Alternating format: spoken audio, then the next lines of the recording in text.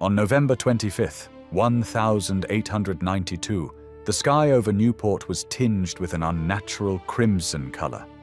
This was not a sunset. This was millions of dollars burning. Imagine the smell, a pungent mixture of burning mahogany, melting varnish, and salty ocean air. On the cliff of Oka Point, where Atlantic waves had crashed against the rocks for centuries, the most luxurious wooden house in America was ablaze, the first breaker's estate. The owner of the house, Cornelius Vanderbilt II, the richest man in the United States at that time, stood and watched as the fire devoured his sanctuary. At that moment, he was not a railroad magnate controlling the arteries of the entire country. He was simply a man who had lost his home. But it was on this night, amid the ashes and smoke, that an idea was born that would define his family's fate for a century to come. Most people, having lost everything, retreat. Cornelius Vanderbilt decided to advance. He looked at the smoldering ruins and, according to family law, quietly uttered words that became a prophecy. "We will build again, but this time, nothing will burn. Never." You have probably seen photographs of the current breakers, a colossal stone palace reminiscent of 16th century Italian palazzos. Tourists today walk through its halls, admiring the gold and marble, and take selfies against the ocean. But they do not know that this house is not just a demonstration of wealth. It is a mausoleum. It is a fortress built by a man who tried to protect himself from fate, but lost the most important battle. The story told in guidebooks is one of success and the splendor of the Gilded Age. But the real story, hidden behind the facade of Indiana limestone, is a chronicle of the slow, agonizing collapse of a family that seemed untouchable. Why did this man, who possessed a fortune that in today's money exceeded $2 billion, decide to build a house in which it was practically impossible to live? A house where even the bathtubs were carved from solid pieces of marble to eliminate any possibility of rot or fire? The answer lies not in vanity, but in fear. The irony of fate was that Cornelius was building an eternal home for a family that was already beginning to disintegrate, even before the first stone was laid. Let us return to that moment when the decision was made. 1893. America is at the peak of industrial growth, but also on the threshold of great upheavals. Cornelius Vanderbilt, grandson of the legendary Commodore, feels the weight of the family name. He was not a business pirate like his grandfather. He was a guardian, a serious, pious, incredibly hard-working man who regarded his wealth as a sacred duty. While other heirs squandered fortunes on horse races and parties in Paris, Cornelius sat in his office at New York's Grand Central Station, working 12 hours a day. His wife, Alice Claypole Gwynne, was a perfect match for him. A short, strict woman from an old but impoverished aristocracy. When they met, she taught in a Sunday school. No one could have imagined then that this modest teacher would become Alice of the Breakers, a woman whose word would be law in New York's high society. Together, they made the perfect pair for creating something grandiose. They did not want just a summer cottage. They wanted to build a symbol of stability in a world that was changing too quickly. To implement their plan, they hired Richard Morris Hunt, an architect who had already become a legend. Hunt understood their pain after the fire. He proposed a radical project to use steel, stone, brick, and marble. No wood in the structure. Even the boiler room was relocated to an underground bunker hundreds of meters from the house so that no spark could reach the living quarters. It was an engineering marvel and architectural madness at the same time. Construction was supposed to take just 2 years. Thousands of workers, craftsmen from Italy and France, tons of marble shipped across the ocean. But as the walls rose, a shadow loomed over Cornelius himself. No one who saw him inspecting the construction site, clutching his cane in hand, knew that his hours were already counting down. He was building a house for centuries, but he himself had only a few years left. The Breakers was to become a place where his children and grandchildren would live for centuries. However, fate had prepared a completely different role for this stone giant. This house would become the stage for one of the most poignant human dramas in the history of American wealth. A drama about how even the thickest walls cannot protect from the fragility of human life. To understand the true tragedy of the Breakers, one must look at the blood of its creator. Cornelius Vanderbilt II was not like his legendary grandfather, the Commodore. If the grandfather was a ruthless predator tearing wealth from the world by force, then the grandson was born with the heavy burden of a guardian's responsibility. Having inherited a fortune estimated at $70 million, he regarded this capital not as a privilege, but as a sacred duty. He was a man of deep faith and strict discipline. He began the day with prayer and ended it by checking financial reports, working himself to exhaustion. His marriage to Alice Claypool Gwynne became the foundation of this strict philosophy. Alice was not a typical socialite. She came from an old, respected family, but before meeting Cornelius, she worked as a simple teacher in the Sunday school of St. Bartholomew's Church. Their wedding in 1867 became a strategic merger. The endless resources of the Vanderbilts' new money united with the impeccable reputation and aristocratic taste of the Gwynnes' old money. Alice gave the family what could not be bought on the stock exchange: social legitimacy. Planning for the new stone house began in 1893, precisely at the moment when America was hit by the most severe financial panic. Building a palace when banks were collapsing and the country was starving seemed madness. But for Cornelius, it was a survival strategy, a manifesto of stability. He was fighting not for luxury, but for order. The Breakers was to become an unshakable anchor in the stormy sea of social changes. Cornelius and Alice believed in the great illusion. If you build strong enough walls of stone and steel, the chaos of the outside world cannot penetrate inside. It was a desperate attempt to buy eternity and security. They did not yet understand that they were building a golden cage, and the main enemies, illness and death, were already inside, in the very biology of their family, and no walls could stop them.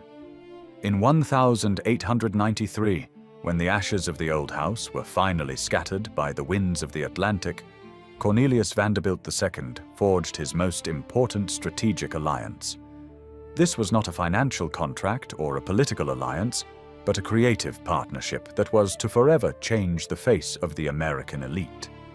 He summoned Richard Morris Hunt, an architect who had already become a legend of his time, the Dean of American Architecture, the man who brought the grandeur of the French École des Beaux-Arts to the United States. Hunt and Vanderbilt were men of the same mold, both aging, both obsessed with perfection, and both feeling that this was their last great chance to leave a mark in history.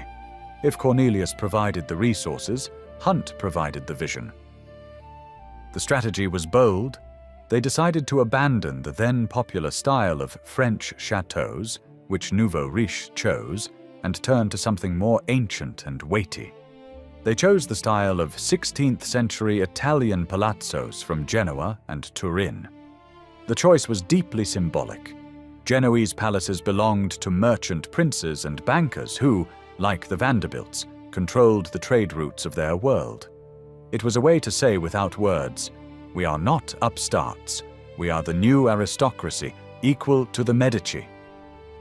On the cliff of Oka Point, the fusion of two completely different worlds began. On one side, ancient European aesthetics, marble, alabaster, mosaic.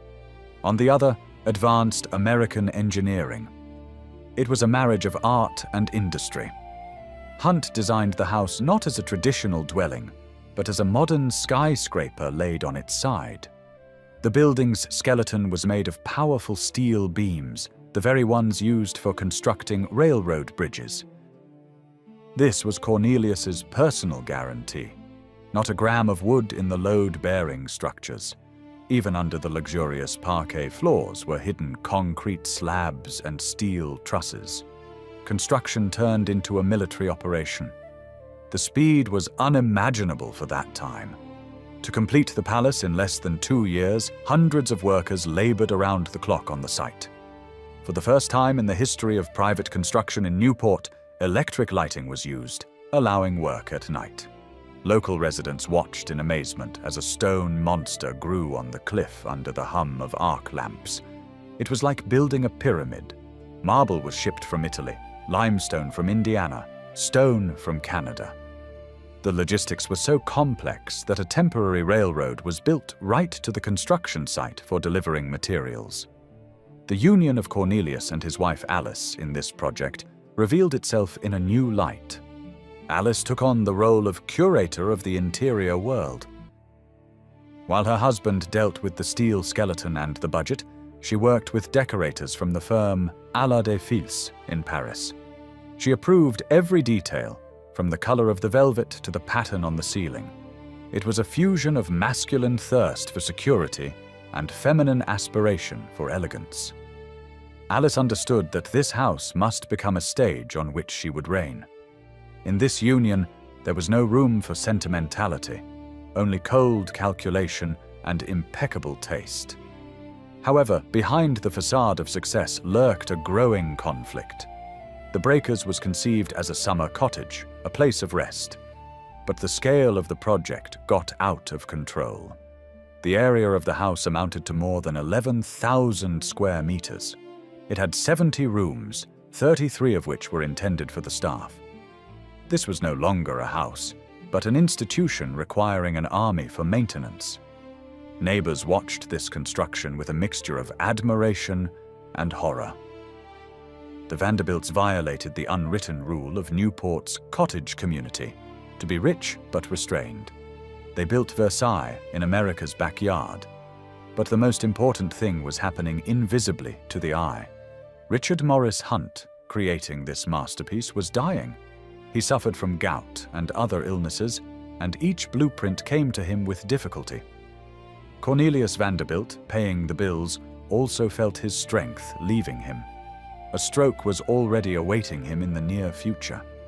Two great men were building a monument to eternity, investing their last vital forces into it. They hurried, as if knowing that time was almost up.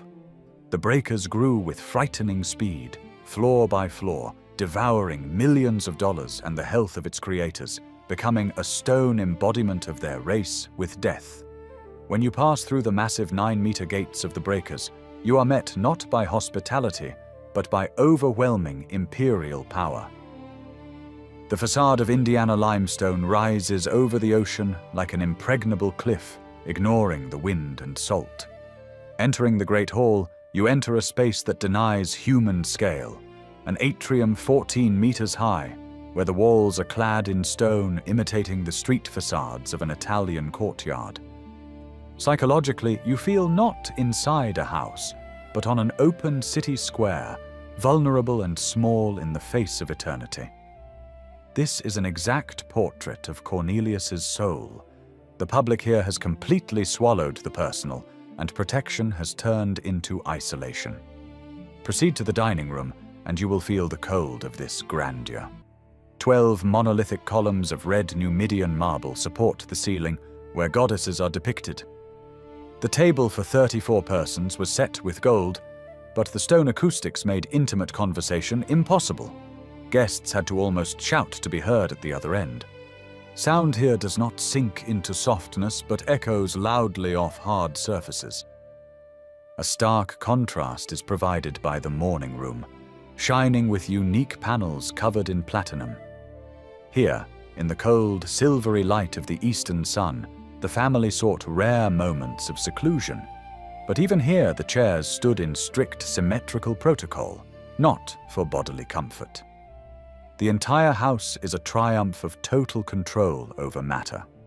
Bathtubs were carved from solid blocks of marble weighing 1.5 tons each to eliminate leaks. Faucets provided both fresh and seawater. This most complex machine was serviced by 40 servants, invisible shadows living on the 3rd floor, accessible via separate staircases. The Breakers was created as an ideal world excluding chaos and chance, where every detail, from the gigantic baccarat crystal chandeliers to the copper pots in the two-story kitchen, screamed of the master's power, but where paradoxically there was almost no room left for simple, unregulated life. In August 1895, the breakers shone with lights at a grand ball in honor of daughter Gertrude's debut. It seemed the dream had come true. But the triumph lasted only a moment. Just a year later, in 1896, Cornelius Vanderbilt II suffered a devastating stroke. The man who built an indestructible fortress against external fire burned out from within due to overexertion. The cruel irony of fate. He created a perfect machine for living, but his own body refused to live in it. It was precisely within these flawless walls that the drama unfolded, splitting the clan. While Cornelius's body weakened, his will remained ironclad, turning into tyranny. His eldest son and main heir, Cornelius III, committed an unforgivable sin in his father's eyes. He fell in love with Grace Wilson, a socialite whom the parents considered a calculating schemer. The conflict between father and son reached its peak under the vaults of the breakers. The dying magnate issued an ultimatum: either submission or exile. The son chose love and married against his father's will. In response, Cornelius, whose hand could barely hold a pen, rewrote the will. He effectively disinherited the firstborn, reducing his share to a humiliating minimum and passing the title of family head to his younger brother, Alfred. This was a moment of profound moral ambivalence. The creator of the family temple personally destroyed family unity for the sake of principles. Alice, torn between duty to her husband and maternal love, was forced to side with the dying tyrant, forever changing her relationship with her son. The last 3 years of his life, Cornelius spent in the breakers not as a lord, but as an elite prisoner. Servants wheeled him in a wheelchair through the marble halls, which were too vast for one sick man. He gazed at the Atlantic through panoramic windows, protected from storms, but utterly isolated from life. The great house, intended to be a symbol of the family's immortality, turned into a golden sarcophagus for its creator even before his physical death. The death of Cornelius Vanderbilt II in 1899 was not just the end of one man's life. It became the beginning of the slow agony of an entire era. Widow Alice was left alone in the 70-room labyrinth. For 35 years, she became the guardian of a dying ritual. While the outside world changed rapidly, automobiles, jazz, women's rights appeared. Inside the breakers, time stood still. Alice continued to change outfits 7 times a day and demanded full table settings, even when dining alone. This was no longer luxury, but desperate resistance to chaos. But the real blow, which shook the house's foundation more than any fire, came not from fire, but from water and new geopolitics. In 1913, the 16th Amendment to the U.S. Constitution was adopted, introducing the federal income tax. The golden stream that sustained the palace's upkeep began to dry up. And in 1915, a tragedy occurred that finally destroyed the dynastic dreams. Alfred Gwynne Vanderbilt, the very son whom Cornelius had appointed as the main heir instead of the prodigal firstborn, perished. He was aboard the liner Lusitania when it was hit by a German torpedo. Witnesses claimed that Alfred gave his life jacket to a woman with a child, knowing that he could not swim. The heir to an empire built on ruthlessness and calculation died as a hero, sacrificing himself. The ocean, which the breakers' windows had gazed upon for years, took the one who was meant to own that view. After Alice's death in 1934, the house passed to the younger daughter, Gladys, Countess Szechenyi. By that time, the breakers had become an economic monster. The Great Depression destroyed the fortunes of the neighbors. Newport's palaces were demolished one after another or turned into boarding houses because no one could afford to pay property taxes and maintain a staff of 40 servants. The breakers stood closed, with furniture covered, like a giant crypt. The question was stark: sell the land to developers for demolition, or find a new purpose for this colossus. It was here that the main transformation occurred. Gladys, raised in a golden cage, did what her father could not even imagine. She realized that the only way to save the family legacy was to give it away. She stopped perceiving the breakers as private property and saw it as a historical document. In 1948, in the midst of the post-war reshaping of the world, she took an unprecedented step. She leased the mansion to the newly created Preservation Society of Newport County for a symbolic sum, $1 a year. This was the moment of truth. The iron gates, created to keep out strangers, swung open to the public. What had been built as an exclusive fortress for the elite became a museum for all. Gladys retained only the third floor for herself, where the family continued to live in the summer, while downstairs, on the marble staircases, thousands of tourists walked who had paid for admission tickets. Elitism was sacrificed for survival. The ambition of ownership transformed into a mission of preservation. The stone giant survived only because it ceased to be a home and became a symbol. Today, when you stand on the upper loggia of the breakers and look at the Atlantic Ocean, you see the same landscape that the paralyzed Cornelius Vanderbilt II saw in his final days. But the context has changed irrevocably. What was built as America's most private fortress became Rhode Island's most public museum. Annually, more than 400,000 tourists pass through the same doors that once admitted only the select from Mrs. Astor's 400.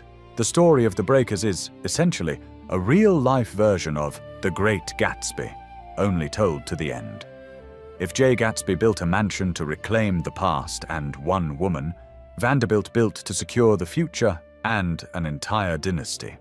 And both suffered defeat in the face of inexorable time. Gatsby died from a bullet, while Vanderbilt's dream dissolved in taxes and social changes. The paradox of this house is that it survived only because the family acknowledged its defeat in the attempt to maintain it single-handedly. Today, the third floor of the house remains closed to the public. Descendants of the Vanderbilt Zecchini family still stay there during summer visits. This creates a surreal picture. Downstairs, tourists in shorts photograph the dining room where meals were once served on gold, while upstairs, right above their heads, the great-great-grandchildren of the house's creator live in the modern world, hidden from view. This is a living metaphor of how democracy swallowed aristocracy. The palace remained, but its inhabitants retreated to the attic of history. The lesson of the breakers is frighteningly relevant to us today. We live in an era of a new Gilded Age, when tech billionaires build their bunkers and spaceships. Cornelius Vanderbilt II proved that one can conquer the element of fire by building a house of stone and steel. One can buy the best marble from Italy and hire the world's best architects. But one cannot build a wall that will protect from inner emptiness, family discord, or loss of meaning. When you leave the mansion's grounds, pay attention to the waves crashing against the rocks below. It is they that gave the house its name. Breakers, that is, breaking waves. This is the only thing here that cost not a cent and that will exist when even this stone turns to dust. Cornelius Vanderbilt wanted to leave eternity behind him, and he succeeded, but not at all as he planned. He left us not a monument to his power, but a majestic reminder of human fragility. He built a house that will never burn, but history has shown that the most important things in life, children's love, health, peace of mind, burn up instantly, and no marble can hold them. On the night of September 17, 1902, the richest man in human history stood on wet grass in his pajamas and watched his empire burn. This was not a stock market crash. This was not a revolution. This was fire devouring the wooden beams of his beloved home in Pocantico Hills. John Davison Rockefeller, whose fortune at that time exceeded $200 million, a sum unimaginable for the early 20th century, was powerless. His guards, his millions, his Standard Oil monopoly controlling 90% of America's oil could not stop the flames. That, ironically, started not from oil, but from a new, fashionable electric spark. Why has history forgotten this fire? Why do we remember the Vanderbilt's palaces, but know almost nothing about what stood on the hills north of New York until the appearance of the famous stone fort? The answer lies in the psychology of the man who was simultaneously the most hated and the loneliest titan of his time. That night, when the roof of the Parsons Wentworth house collapsed, Rockefeller was 63 years old. He was no longer the predator seizing Cleveland's oil refineries. He was a tired man suffering from alopecia, a disease that had deprived him of all hair on his body, including eyebrows, giving his face a mask-like, frightening expression. Newspapers depicted him as a monster, an octopus strangling competitors. But here, among the hills of Tarrytown, he was just an old man who wanted quiet. This fire became a turning point. It destroyed not just wood and furniture, it destroyed the illusion that the richest man could live a simple life. The fire proved you cannot hide behind modesty if you own half the world. The paradox of the situation was that Rockefeller knew about the wiring problems. He had been informed that the wires in the old house, bought 9 years ago, were installed improperly. Workers were supposed to come the next morning to fix everything. But fate, it seems, has its own sense of humor. Rockefeller, the man who built his empire on precise calculation, on controlling every drop of oil and every cent, lost his home due to a 24-hour delay. When the smoke cleared, the damage was estimated at just $40,000, a ridiculous sum for him, less than he earned in 1 hour. But the loss was not financial. It was a blow to his sanctuary. The family temporarily moved to the neighboring Kunze house, but the question hung in the air. What next? Senior Rockefeller, faithful to his ascetic Baptist habits, wanted to build something simple. Perhaps wooden again. Just a comfortable porch where he could sit and watch the Hudson. But another character entered the game. His son, John Davison Rockefeller Jr. Jr. understood what the father did not want to admit. The dynasty needed a monument. They needed not just a house, but a fortress, a place that would never burn. A place that would tell the world, we are here forever. It was exactly at that moment, amid the ashes of 1902, that a project was born, which would become the most complex, expensive, and psychologically burdensome long-term construction in the family's history. This is not a story about building a palace for balls. The Rockefellers did not dance. This is a story about how the fear of losing control forced a modest billionaire to create a stone labyrinth that was meant to protect him from the world, but ultimately became his golden cage. None of them knew then that the construction of the new house, which would be called Kaikwit, would drag on for a decade, would quarrel the father with the best architects of the era, and would require demolishing an already built structure because it would prove not perfect enough. The fire was merely the beginning. The real drama unfolded when the first foundation stone touched the ground. To understand why the construction of a new house on the ashes turned into a decade-long psychological duel, one must look not at the architectural drawings, but at a small, worn notebook in a red cover that John Davison Rockefeller kept like a holy relic. He called it Book A. In this ledger, started at the age of 18, the future billionaire recorded every penny spent. Purchase of clothing, payment for laundry, donation to the church, everything was accounted for. This habit did not disappear when his fortune exceeded the budgets of European states. Rockefeller was not simply rich, he was obsessed with control and thrift, the roots of which traced back to his poor childhood in Richford, New York. His father, William Big Bill Rockefeller, was a traveling salesman of dubious elixirs and a bigamist who taught his sons to switch plates in order to always come out ahead. His mother, Eliza, was a strict Baptist who taught that willful waste leads to woeful want. This duality, the predatory grip of the father and the Puritan asceticism of the mother, shaped Rockefeller's worldview. He sincerely believed in the phrase he often repeated, "God gave me this money." And if the money was given by God, then he was not the owner, but the steward.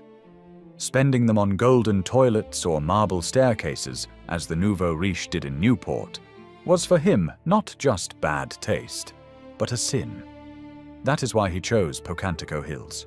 While the Astors and Vanderbilts built palaces on the ocean shore to see and be seen, Rockefeller in 1893 began buying up land on the high hills above the Hudson to hide away.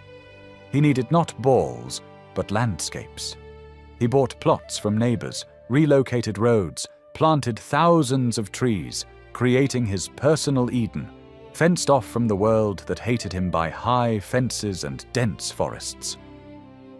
Here enters the social conflict that was tearing the family apart from within. Senior Rockefeller had already defeated all competitors in business. He had crushed small oil refiners, created the Standard Oil Trust, and become the most powerful man in America. But he was losing the battle for public opinion. Newspapers called him the devil. And here takes the stage his son, John Rockefeller Jr., the only male heir. Jr., raised in the same strictness, he wore his sister's dresses until the age of 8, understood what the father did not see. To cleanse the family name, they needed to play by the elite's rules. The billionaire's modesty was perceived by the public not as a virtue, but as the stinginess of Scrooge. When the old house burned down, Junior saw in it a chance. The father wanted to build on the fire site another modest wooden cottage, perhaps slightly larger than the previous one, with a porch for watching the river. The son, however, understood. They needed a residence that would legitimize their status. Not ostentatious luxury like the Vanderbilts, but restrained, cold grandeur reminiscent of English estates or Roman villas. This was a clash of two philosophies: the fading 19th century with its Protestant work ethic, and the oncoming 20th century with its cult of image and PR. Junior acted cautiously. He knew that a direct assault on his father's thriftiness would fail, so he began a complex game, proposing projects that on paper seemed modest, but in reality required colossal engineering solutions. The site for the new house was chosen perfectly. The highest point of the estate, Kykwit Hill, which in the Dutch dialect meant lookout. From here opened a view for 40 kilometers around. But to build a house here, it was necessary to bring water, electricity, and roads to the top of the rock. This was a task for strategists, not for simple carpenters. Senior Rockefeller, tired and ill, agreed to entrust the construction to his son, unaware that he was signing on for a project that would become a test of their relationship and his wallet. He thought he was building a refuge for his old age, while the son was beginning to build a monument that was meant to outlast them all. Junior understood that he could not convince his father alone, who was accustomed to counting every matchstick. He needed an ally from another world, capable of bringing a note of genuine elegance into the harsh universe of Baptist asceticism. This catalyst was his wife, Abby Aldrich. Their marriage in 1901 was not just a union of two hearts, but a strategic merger of two polar civilizations. The Rockefellers represented new, raw money earned from oil and sweat, bound by Puritan morality. The Aldrichs, led by the powerful Senator Nelson Aldrich, were the embodiment of political elite, high art, and refined social polish. Abby, raised among art collections and diplomatic receptions, possessed the taste that the Rockefeller men catastrophically lacked. She gently but persistently instilled in her husband the revolutionary idea. The house should not be just a shelter from the rain, but a cultural statement. It was thanks to Abby's invisible influence that the choice of architects fell on the young but ambitious firm Delano and Aldrich. Chester Aldrich was a distant relative of Abby, which created the illusion of a family contract. But in reality, it was a subtle calculation. Junior hired people who spoke the language of high art, but knew how to draw up estimates. The main argument for the stubborn father was safety. "Stone doesn't burn, father." This argument was irrefutable after the ashes of 1902. Thus, under the cover of pragmatism and fear of fire, the implementation of the project began, which was meant to overturn the notion of modesty. In 1906, the quiet Kaikouet Hill turned into a grandiose, noisy construction site. It was a surreal sight. In the midst of a dense forest where only birdsong had been heard before, strict, cold grey walls suddenly began to rise. This was not an ornate European palace with gold stucco, like those built by competitors. This was, essentially, a fortified bunker sculpted into a classical villa. Granite was quarried right there, on the estate, by blasting the rock with dynamite, which allowed saving on logistics, the only fact that truly warmed the soul of senior Rockefeller. But he did not notice the main subtext. Every stone was laid to create an atmosphere of absolute, overwhelming eternity. Junior was not building a dacha, he was building a dynastic temple. The old met the new. Rough, heavy American stone was worked according to the elegant canons of an English estate. The merging of worlds began, but none of the participants, including the architects, yet suspected that this first, compromise version of the house would become a grandiose engineering mistake that would soon have to be corrected not with a decorator's brush, but with jackhammers. By 1913, when the scaffolding finally disappeared from the top of Kaikouet Hill, the world beheld not just a house, but an architectural psalm carved from stone. What appeared before the eyes of the few guests was the result of ruthless reconstruction. The first version of the mansion, completed 3 years earlier, had failed spectacularly. The guest rooms turned out to be too cramped for the egos of the owners, and the noise from delivery trucks climbing the gravel woke the sensitively sleeping patriarch. It was a catastrophe for perfectionists. Then Junior hired William Wells Bosworth, an architect trained at the École des Beaux-Arts in Paris, to transform the clumsy cottage into a classical temple. The result was the facade we see today. Strict, symmetrical, devoid of frivolity, resembling rather a bank or a library than a cozy nest. This was architectural psychology in its pure form. The exterior of the house radiated the same impenetrability and cold politeness for which John Davison Rockefeller himself was renowned. To enter Kaikouet meant to embark on a journey from the world of chaos to the world of absolute order. Unlike the Newport palaces, where every inch screamed of spent millions, here wealth whispered. The vestibule greeted guests not with gold, but with cool marble and silence so dense that footsteps sank into it like into water. But the true heart of the house, its emotional center, was hidden in the music room.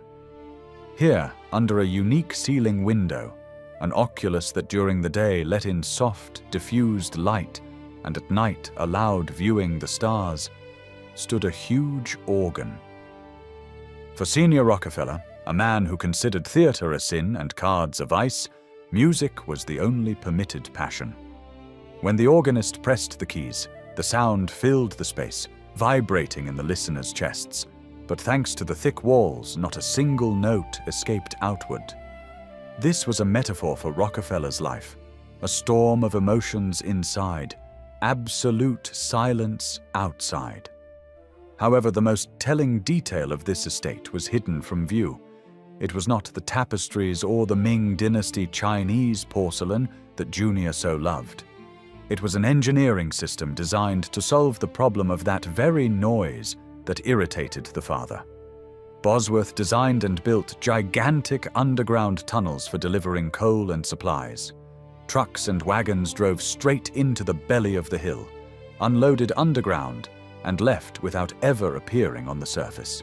Servants, food, fuel, everything that sustained the house's life moved through invisible arteries. Senior Rockefeller could sit on the western terrace, gazing at the Hudson River, and no extraneous sound, no sight of a black worker disturbed his illusion of complete control over reality. The house functioned like a living organism, its innards hidden deep under the skin. Each of the 40 rooms was designed with strict hierarchy in mind. The library with redwood paneling was a place of strategy, where decisions were made that changed the US economy. The dining room was a stage for family rituals, where food was served with the precision of Swiss watches. But it was the gardens surrounding the house that finally revealed the intent. Bosworth created Italian-style terraces adorned with classical statues and fountains, including a copy of the Florentine Ocean Fountain. Every tree, every bush was planted to frame views of the river, turning the landscape into a living painting. There was no wild nature here, only tamed. This estate spoke the language of power. Even the horizon, even the river, even the trees seemed part of Standard Oil's assets. Caquet was not a house for parties. It had no ballroom like the Vanderbilts. It was a monastery for the planet's richest people, where the religion was discipline, silence, and efficiency.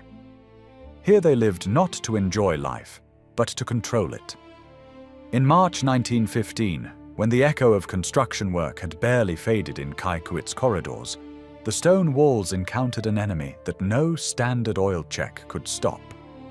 Laura Spellman Rockefeller, the faithful companion and the only person whose opinion Senior John valued above his own, passed away.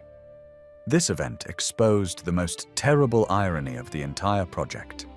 The grandiose house, for which the son had fought so fiercely to ensure his parents a dignified old age, turned out to be ready too late. The woman, for whose comfort Junior built these terraces and gardens, managed to live in the completed estate for a pitifully short time. For the richest man on earth, this blow became crushing proof of gold's powerlessness before time. For 51 years, Laura had been his moral anchor. When journalists depicted Rockefeller as a demon, she saw in him a simple man, and it was her presence that justified his ambitions. Now, left alone in the 40 rooms filled with cold marble and silent servants, he confronted deafening emptiness. The grandeur of Caquet, meant to demonstrate the dynasty's triumph, suddenly turned into scenery for profound personal loneliness. Those very tunnels that hid daily life for the sake of silence now only amplified the eerie isolation of the master from the living world. Here the viewer encounters an insoluble dissonance. Does this old man, sitting by the fireplace in an empty hall, deserve sympathy if millions of people hated him for his ruthlessness? Laura's death tore the mask from the impeccable facade of success. It turned out that behind the walls designed by the best architects of the era hid ordinary human fragility. This moment became a turning point not only for the father, but also for the son. Junior realized with horror that he had built not just a palace, but a magnificent mausoleum for a living person. Senior Rockefeller, having lost his only source of warmth, began slowly turning into a shadow of himself, a ghost wandering through the impeccably manicured gardens. It was exactly here, at this point of grief, that the deep transformation began. When personal happiness became impossible, the only way to fill this void was a radical rethinking of the purpose of all accumulated wealth. While Senior John was learning to live with the oppressive silence inside Caquet, the outside world was preparing a blow that threatened to destroy the dynasty faster than the fire of 1902. In April 1914, just a year before Laura's death, the Ludlow massacre occurred in distant Colorado. A strike at the family-owned mines ended in tragedy. Women and children died in the shootout and fire. America exploded with hatred. Crowds of protesters stood not somewhere far away, but marched under the windows of Standard Oil offices, demanding retribution. Caquet turned from a serene refuge into a besieged fortress. It seemed that the Rockefellers' story should end with a lynch mob or complete social exile. But it was precisely this large-scale crisis that forced John Jr. to execute a brilliant strategic pivot. He understood what the father had missed. Stone walls, no matter how high, would not save them from public outrage. What was needed was not isolation, but radical openness. It was exactly in Kikuit's offices, under the stern gazes of ancestral portraits, that a new concept was developed: to turn America's most hated name into a synonym for salvation. Junior, against the advice of old directors, hired Ivy Lee, a pioneer of public relations, and began rewriting the script. From a ruthless octopus and robber baron, Senior Rockefeller publicly began transforming into an eccentric but kind grandfather, handing out shiny dimes to children on the street. But behind this PR theater stood a tectonic internal change that occurred in the heart of the estate. The purpose of their astronomical wealth became not power, but total philanthropy. Kikuit ceased to be just a house for summer rest. It became the operational center of global humanism. Here, behind closed doors, decisions were made to create foundations that would defeat yellow fever, build the University of Chicago, and preserve national parks. The money that Rockefeller considered given by God flowed back into the world in a gigantic stream. This was a transformation of biblical scale. Capital accumulated through ruthless monopoly now worked for redemption. The estate's walls no longer hid gold. They guarded a strategy that was meant to justify the very existence of billionaires. The old man, having lost his wife, found a new purpose: to live to 100, not to earn even more, but to see the world's hatred turn to gratitude. John Davison Rockefeller died on May 23, 1937. He was 97 years old. He fell just 3 years short of his cherished goal of a century, but by that time, the numbers on the calendar no longer mattered. The man whom the entire nation once hated passed away as the greatest philanthropist in history, having given away more than $500 million, half his fortune. And what of Kikuit, the stone fort built by the son to protect the father from the noise and gazes of the outside world, performed its final, most paradoxical somersault. In 1979, after the death of his grandson Nelson Rockefeller, the estate was transferred to the National Trust for Historic Preservation. What was created as a zone of absolute, paranoid privacy became a public museum. Today, any tourist for $25 can walk through the same corridors where the fates of world oil were decided in complete silence, and peek into the tunnels that hid the servants. This contains the final, deafening lesson of this story.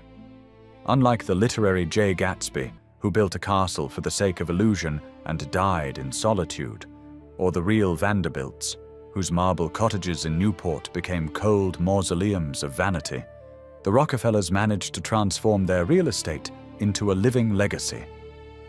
The fire of 1902 destroyed the old wooden mindset, making way for something more durable than mere comfort. Kikuit today rises above the Hudson not as a monument to untold wealth, but as a reminder of the price of transformation. This estate proves that walls can protect the body from the wind, but only the meaning with which you fill the space around you protects from oblivion. Senior Rockefeller feared losing control, but found immortality only when he handed over the keys, first to his son, then to society. When you look at this stern stone facade, you see not just a billionaire's house, you see the physical embodiment of an eternal truth. Everything we build only for ourselves dies with us. Everything we build for others gains the right to eternity. The fire erased the first house, but it also tempered the dynasty, teaching it the main rule. To preserve the empire, it must be turned into a garden open to the world.